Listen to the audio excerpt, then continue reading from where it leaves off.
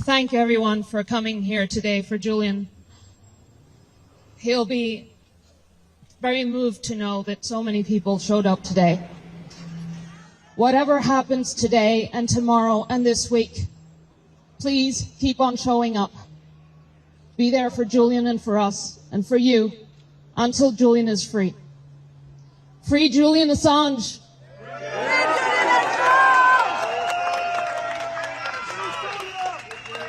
We have 2 big days ahead.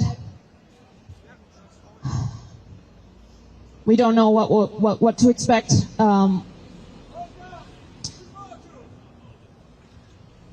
But you're here because the world is watching. They have to know they can't get away with this. Yes. Yes.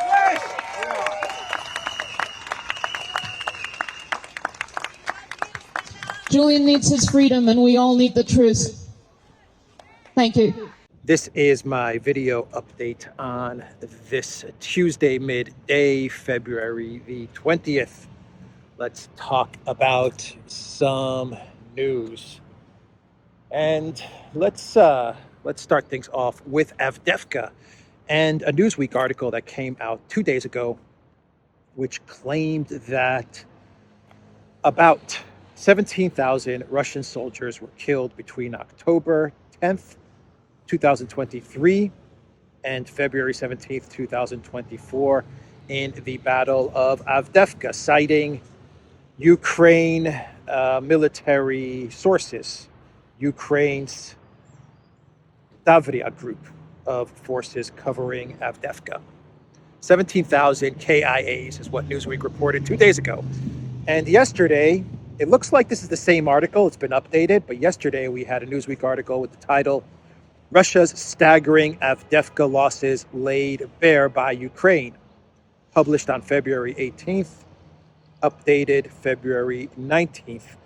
And in this article, which I think is the same article as 2 days ago, the numbers have just been revised upwards, at least that's how it looks. The Russian losses in the fight for Avdeyevka from October 10th, 2023 to February 17th, 2024 are 47,186 troops and 364 tanks, 748 armored fighting vehicles, according to Brigadier General Tarnavsky, the commander of Ukraine's Avdeyevka grouping of forces covering Avdeyevka. So Newsweek says these are Russian losses. Moscow's forces lost 47,186 troops. Newsweek says that they are unable to independently verify Ukraine's statistics, and they have reached out to the Russian Defense Ministry for comment via email. So they emailed the Russian Defense Ministry to get their comment on these figures. So I don't know if it's 47,186. I imagine when they say losses, they mean total casualties, including the KIAs. So 17,000 KIAs and all the other casualties, and it adds up to 47,000 troops that have been lost, according to Ukraine military sources, which is quite a fantastic number, isn't it? Fantastical. A fantastical number, I guess, is the right words to use. But I don't understand why they just don't go to Mediazona. This goes for all of the collective West media that keeps on coming out with these figures of Russian losses. And they go to Ukraine, and Ukraine gives them a number which is wildly exaggerated. At least in my opinion, this number sounds crazy high. But Ukraine, of course, is going to give them a number that's crazy high.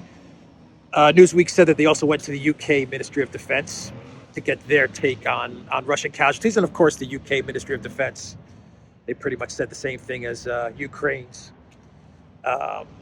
military, because the UK, the Ministry of Defense, they get all of their news related to the conflict in Ukraine. They get everything from Ukraine. So everything that the UK Ministry of Defense reports is just pretty much stuff that they're getting from Ukraine. But they always come up with these huge numbers, and I just don't understand why they don't go to Mediazona. Mediazona is Pussy Riot. I've said this in a video a couple of days ago. We're talking about Pussy Riot, and one of the band members is ex-husband, and this group of people. So I mean, they're on the side of the collective West, along with the BBC, in collaboration with the BBC. They have been coming out with numbers, casualties, Russian casualties, since the beginning of the special military operation. And I don't understand why the collective West just doesn't go to Mediazona. They have the number, as of today, 44,654 Russian casualties, corroborated by publicly available data as of the 15th of February. That's Mediazona's number.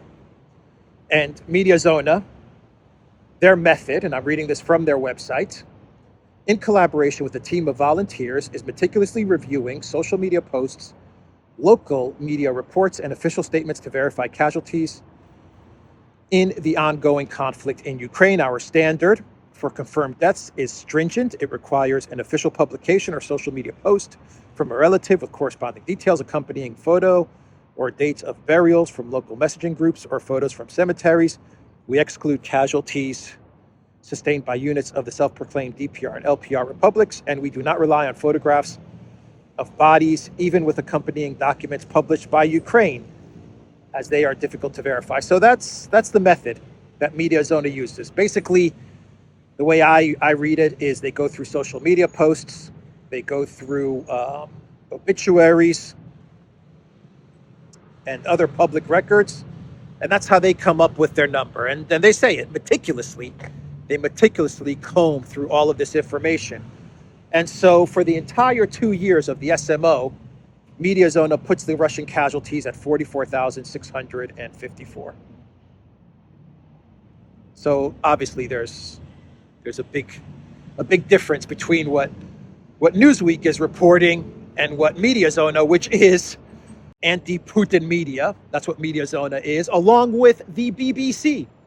This is in cooperation with the BBC. So, they're always, the collective West is always trying to come up with these big, fantastic, huge numbers of Russian casualties. And here you have Mediazona tracking it every single day.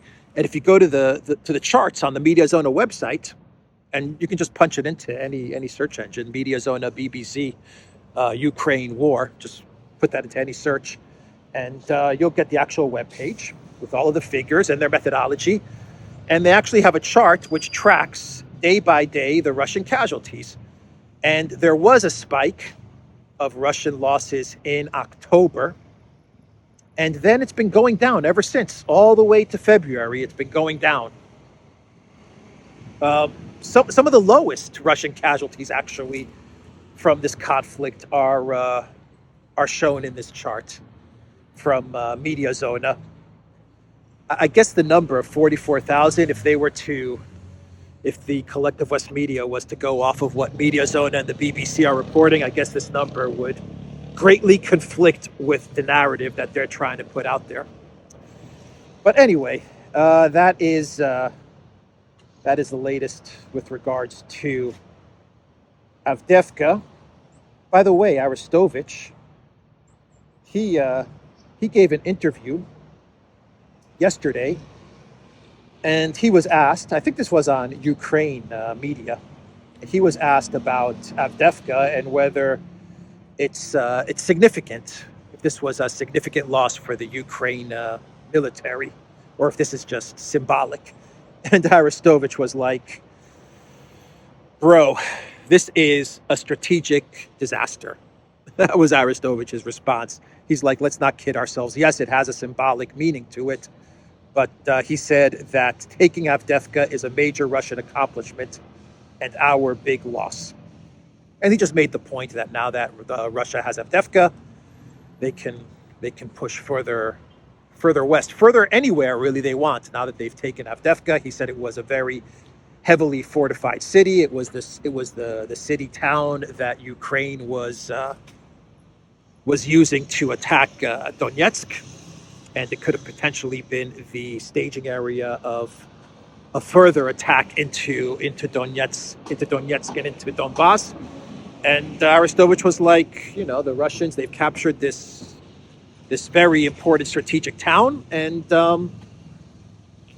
we've lost our position in Donetsk to potentially in the future mount some sort of an offensive. That's gone now. The Russians have taken that away from us. He said this is a huge strategic win for Russia. So there are a lot of articles which are saying that Avdeyevka, it's just a symbolic victory, doesn't really have much meaning. Here you have Arestovich debunking all of that. So that was an interesting statement from Arestovich, and we have some articles from the collective West over the past couple of days as they try to cope with the loss of Avdeyevka. Spiegel, they put out an article covering Zelensky in Munich, saying that he is the exhausted president. That is how Spiegel characterized Zelensky's mood in Munich. The exhausted president, as he was in Munich looking for money and weapons. I imagine that Zelensky, yesterday, upon hearing the news that the Russians have now captured the coke plant, I imagine that he is the depressed president. There are reports that some Azov guys are still hiding in the coke plant, but the Russians have captured the entire coke plant, and they're now dealing with whatever Azov guys are hiding out in this structure. But the coke plant, Podolyak, anything but the coke plant, not the coke plant, please, not the coke plant. The coke plant is gone, President Zelensky. It is all gone. So the exhausted and I imagine very depressed president, now the coke plant is lost. Anyway, that was the article from Spiegel.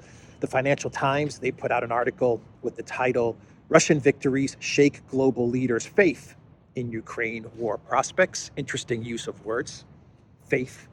Their faith in Ukraine war prospects. The hope strategy, the faith strategy, as if it's some kind of a religion. Have faith that Ukraine will defeat Russia. Have faith that we will overthrow the Putin.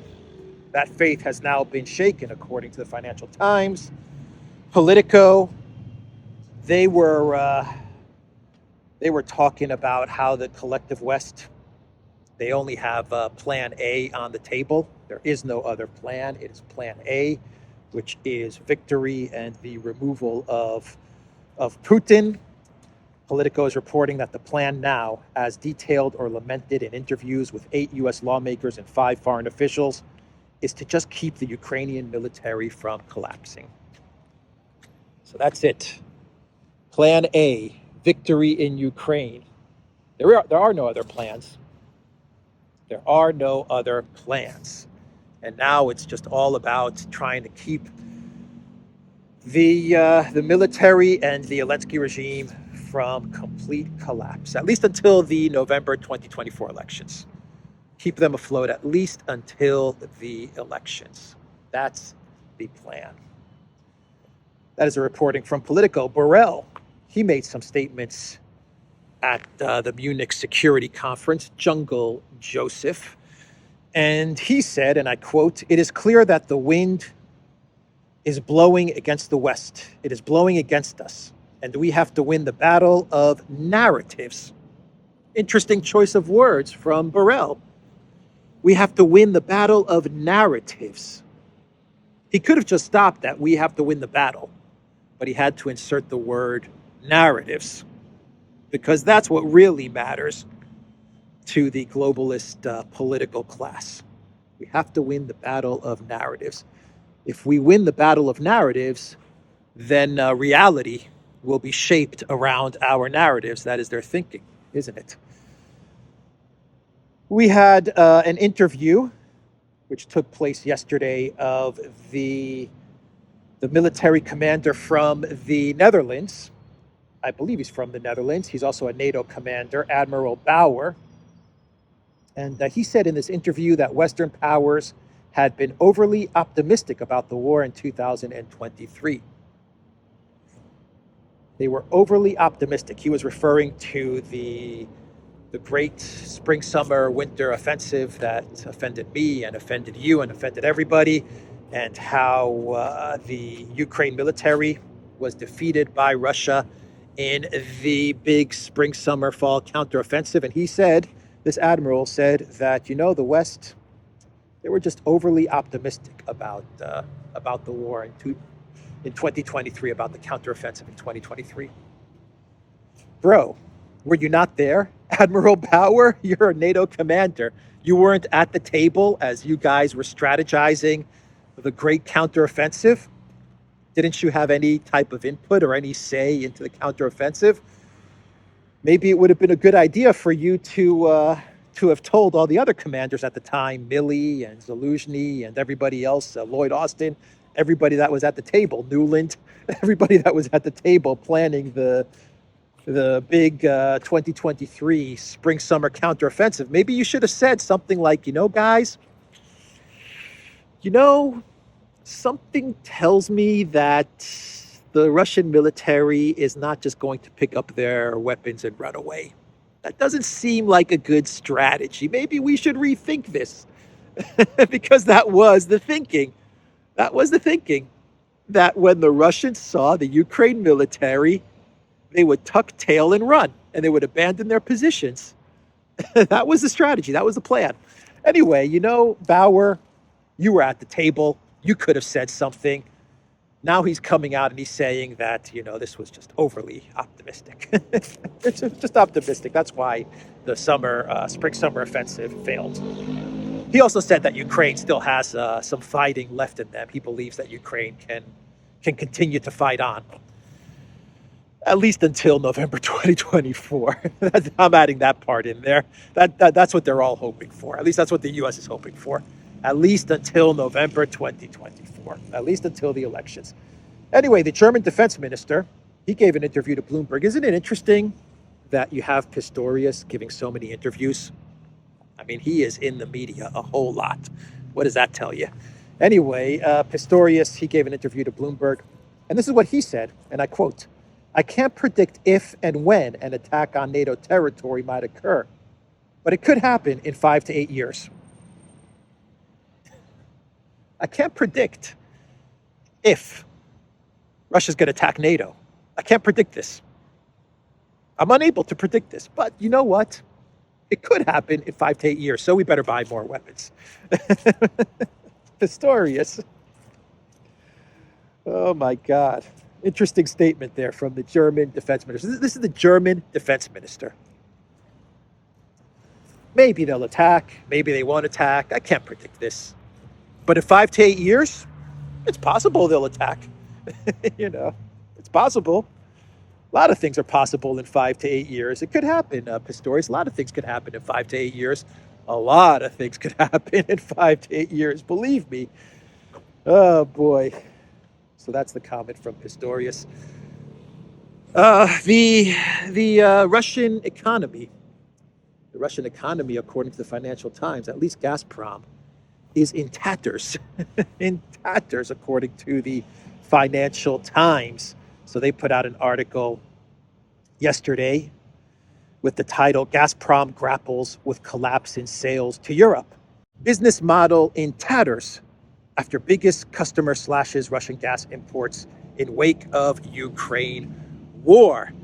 So the Financial Times, in this article, they make the argument that Gazprom is in collapse and the business is suffering from the loss of its number one customer, which was Europe, the European Union, and that Gazprom is just not going to be able to make up for the loss of Europe in China and in other markets.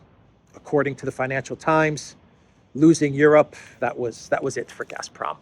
Whatever business they're trying to get from China, other countries in other markets in Asia, Turkey, etc., it's not going to be enough to make up for the awesome customer that was the European Union. And in the article, they make the argument that Europe has successfully pivoted away from Russia and from Gazprom. It has been a success cutting off Gazprom and Russian gas and oil and energy for the European Union. They failed to mention deindustrialization. They failed to mention inflation. None of that stuff. According to the Financial Times, this was a successful pivot by the European Union, and it has damaged Gazprom to the point where Gazprom is in tatters, I tell you. And CNN, they put out an article on the same day with the title, "The Kremlin has never been richer thanks to a U.S. strategic partner." And here they're talking about India. But yeah, CNN is saying that Russia has never been richer. It's awash with cash, according to CNN. But the Vladimir Putin controlled Gazprom is in tatters, according to the Financial Times. Europe successfully pivoted away from its dependence on Russian energy. But the Financial Times also reported that German economy to keep shrinking, Bundesbank warns. I don't know. Germany's economy is shrinking. Don't know why. Don't know why it's shrinking. Couldn't be the successful pivot away from Gazprom. But yeah, Russia's awash in money, making a whole lot of money. But Putin and Alexei Miller and Gazprom, big trouble. Mucho tatters going around in Gazprom. Anyway, let's now talk about Borrell and his statements connected to Navalny. So Borrell, speaking on the sidelines of the Munich Security Conference, he is demanding that there is an international investigation into the death of Alexei Navalny. That is what Borrell is demanding, an international investigation. Borrell said it is unacceptable to have had this happen, and there must be an international investigation. Otherwise, the EU will place more sanctions on Russia. That's his threat to Russia. If you don't have an international investigation, then we are going to place more sanctions on Russia. So that is the warning from Jungle Joseph. You know, I agree with Joseph Borrell. I actually do think that Russia should allow an international investigation into the death of Alexei Navalny under one condition.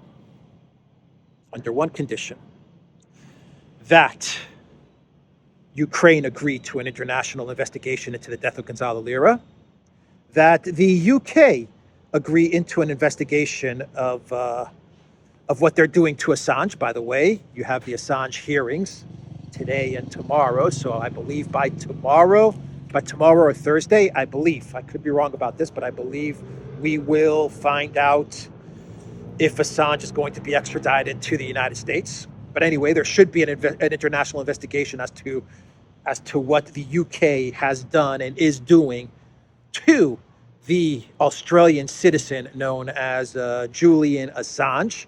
We should investigate all of that. I think we should investigate Jan 6 as well. There should be an international investigation into January 6 and all the people that have been put in prison for January 6. And I've actually read reports that many people have committed suicide because of their incarceration from Jan 6. That's what I've read. I don't know how accurate that is, but either way, Russia should absolutely agree to an international investigation into the death of Navalny as long as those three conditions are met. Gonzalo, Assange, January 6th. Actually, 4 conditions, and I think we should investigate all of. There should be an international investigation into all of the prison deaths that occur in the United States, because from what I've read, we're talking about thousands and thousands of prison deaths that occur in the United States. So if those conditions are met, then absolutely, let's get some international investigations going. Joseph Borrell. But Yulia Navalny, as I said in a video a couple of days ago, she is absolutely being positioned to be the next Guaido, the next Svetlana Tikhanovskaya, but for Russia. So she's going to be the Russian Juan Guaido, the legitimate president of Russia in exile. That's going to be Yulia Navalny's role. And she is getting a whole lot of press, especially in the UK. The Guardian, they have an article with the title, "Stand With Me, Yulia Navalny Vows to Continue Husband's Fight."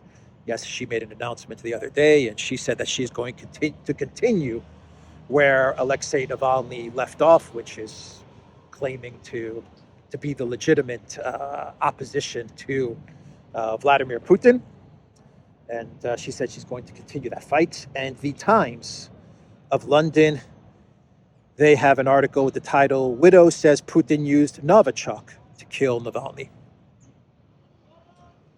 Novichok. Now, how would she know that? Don't know. Don't care. Doesn't matter. She says it's Novichok. Whatever happened to the Skripals, by the way? Whatever happened to these Skripals? Can someone answer that question? Where did the Skripals go? The famous Novichok poisoning of the Skripals. Was it Sergei Skripal and I believe Yulia Skripal? Whatever happened to them? Does anyone know? Nope, don't know. Don't care, as Critical Drinker always says. Don't know, don't care. But the Novichok, that's it. It was Novichok, according to Yulia Navalny, the Juan Guaido of Russia. And you know why this is happening? Here's why this is happening. Because with the death of Navalny, the collective West and the EU political class, they saw another part of their dream for Russia die. And their dream for Russia has always been to conquer Russia. This goes back hundreds and hundreds of years, right? This has been passed on from great-great-grandfather to great-grandfather to grandfather. This has made its way through the generations in Europe, this dream. It's been passed on, not only in Europe, also in the United States, if you look at some of the figures in government in the United States. But this has been the dream. The dream has been to conquer Russia, to control Russia, to break Russia apart, and to remove Putin. That's kind of one of the modern day dreams of these people, to remove Putin. But it's really all about conquering Russia, controlling Russia's resources, and weakening Russia, breaking it up. And that's been the dream from the collective West for hundreds and hundreds of years. And the political class in Europe, they see that dream dying. That dream is fading away. It's fading away in Ukraine. It's fading away with the economic war that did not materialize. It's fading away with BRICS. And they had it symbolized in an opposition leader that people in Russia didn't really support or even know about. Many people in Russia didn't even know about or didn't care about Alexei Navalny. But for the collective West, he was that opposition leader that they needed in order to keep this dream together. The conquering of Russia, Navalny as president, and that was their vision. And this vision has been completely torn apart. And that's why they're so upset with everything that's going on. It's not that they met Navalny. They never met Navalny. Like 99% of all of the EU political class never met Navalny in person. I bet you a lot of them don't even know much about Navalny. I'm positive that a lot of them don't know much about Navalny. Otherwise, they wouldn't be talking him up so much. But it's what he represented. He represented a part of that dream. They needed to put a face, a person to that dream to rule over Russia and to control Russia. And so that dream is falling apart. So, you bring in his wife. And so that's how they're going to keep this vision going. So that's why they're so crazy about what happened with Navalny. It's because they see this control of Russia. It's getting further and further away from them with each passing day, and they're having a very hard time coming to terms with the reality of the situation. So they need to keep the dream alive, and this is going to be good money for the foundation that Julia is going to head up, this government in exile that they're going to set up, or whatever you want to call it, this organization which is going to have Julia as the leader of Russia in exile, the opposition leader in exile. It's going to get a lot of money, a lot of grants from the European Union. That's exactly what's going to happen. Believe me, there's going to be a whole ton of grants and money poured into this grouping of people, Julia and everyone else that's being staffed at these offices, from what I understand, in London or wherever they're going to set this operation up. And it's just going to be a lot of money pouring into this thing. So, don't discount the money angle to all of this. Anyway, let's move on and talk about. How am I doing on time here? All right. Let's move on and talk about Rafah and Biden's UN resolution. According to Reuters, the Biden White House, they have actually proposed a resolution, or they're putting together a resolution, which will prevent Israel from going into Rafah, from any kind of Rafah operation. That is what Reuters is reporting. U.S. has proposed a draft United Nations Security Council resolution calling for a temporary ceasefire in the Israel-Hamas war and opposing a major Israeli ground offensive in Rafah in southern Gaza, according to sources. So the U.S. ambassador to the United Nations, Greenfield, I believe is her name, Linda Greenfield, she said she's going to, the U.S. is going to vote against an Algeria resolution calling for a ceasefire in Gaza, and the U.S. is preparing their own resolution, which is going to call for a temporary ceasefire in order to provide humanitarian aid. But most importantly, this resolution, according to Reuters and according to Greenfield, is going to prevent Israel from going into Rafah. That is what Reuters is reporting. But on the same day that we got this news from Reuters, we got a report from the Wall Street Journal with the title, U.S. plans to send weapons to Israel amid Biden push for ceasefire deal. Delivery would include bombs, precision-guided kits, and bomb fuses. So the messages, once again, are mixed. Ceasefire, temporary ceasefire, don't go into Rafah. That's the resolution that the U.S. is going to put to the United Nations. And on the same day, more weapons to Israel so that they can continue the war. Interesting policy from the Biden White House towards Israel and towards what's happening in the Middle East.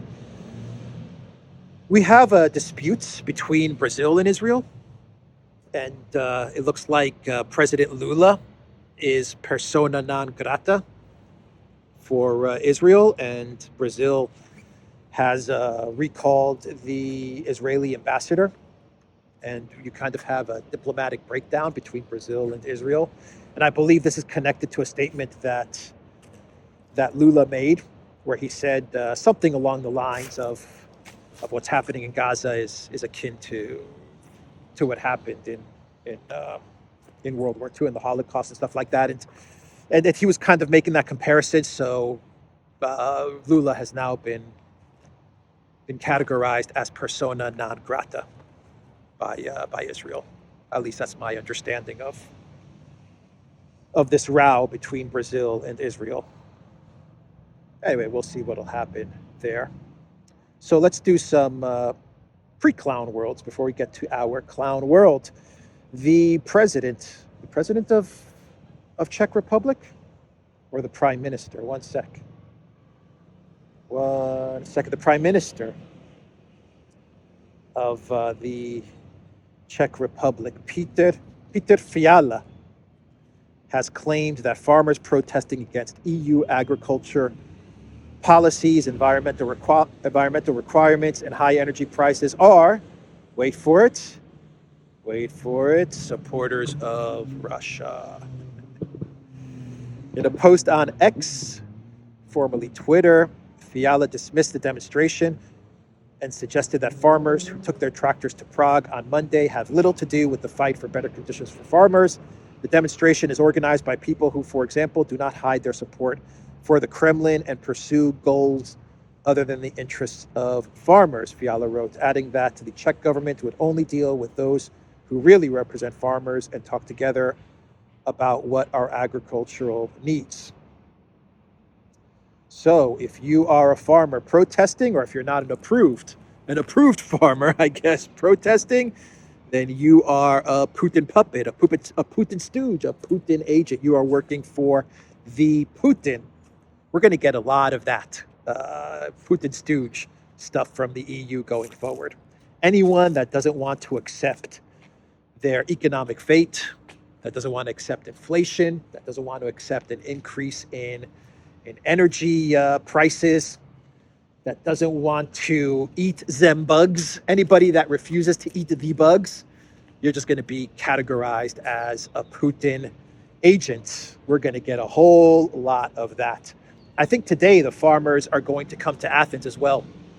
So there are farmer protests all over the place. I actually read that farmers are also heading towards New York as well.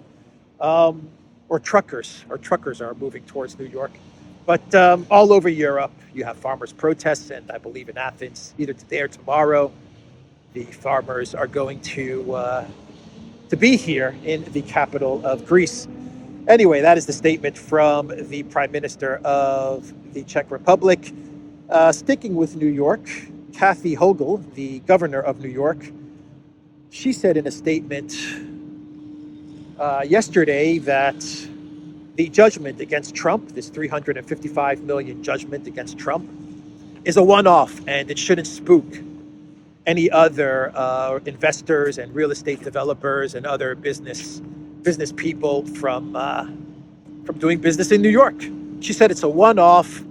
There's no need to worry. What we've done to Trump, what the legal system has done to Trump, we're not gonna use it against you. Really, believe us, believe us. It's safe to park your money and invest and develop in New York. It's absolutely safe. You're not going to be targeted. This was specific towards Trump. No need to worry. Wealthy investors and real estate property developers. I don't think anyone is going to believe Kathy Hochul. But anyway, that's what she said, which indicates that she's very worried. So they understand what they did. They understand what they did, and they understand the implications of what they have done, that this is going to really hurt New York going forward in a big, big way. And they're trying to talk their way out of this. But if they've done it to Trump, eventually they're going to do it to other people as well. Once the Pandora's box has been opened, they're going to target this type of lawfare against anybody that isn't approved by the permanent state, by the establishment. So, not safe to do business in New York. Not safe anymore to do business in New York. And one more story before we get to our clown world. Very quickly, the Ecuador foreign minister has said that Ecuador will not send weapons to the United States. So it looks like that Ecuador blinked and not Russia. And the Ecuador foreign minister said no weapons are going to the United States. We don't want to supply any weapons involved We don't want to supply weapons to any party that is involved in this conflict in Ukraine, and that's it. And that's why you're going to have Ecuador bananas going to Russia, because Ecuador has now come out and said no weapons to the U.S. At least that is what the foreign minister of Ecuador has said. And finally, let's get to our clown world. And Nikki Haley, she put out a tweet yesterday, and well, here's her tweet. This is anyway, let me read you her tweet. I'm not even going to comment on this. Let me just read you her tweet. 12 fellas down, 1 to go. February 19th, 2024. At the time of this recording, this tweet had 17 million views. This was not a smart tweet to put out at all. Nikki Haley's social media team is really bad, really, really bad. And on the same day that this tweet came out, and everyone is mocking this tweet, and I won't get into the details or some of what people are saying about this tweet. 12 fellas down, 1 to go. On the same day, her social media team, they started using what was formerly TweetDeck. Now it's called X Pro, which is the software that you can like schedule tweets to go out. And they started using this, and they scheduled Nikki Haley's entire week of pre-canned tweets to go out within an hour, in like 40 minutes. So in 40 minutes, they sent out something like 20 or 30 or 40 tweets. In like 40 minutes, they sent out just a barrage of tweets instead of spreading it out over like the week. They sent it all out at once.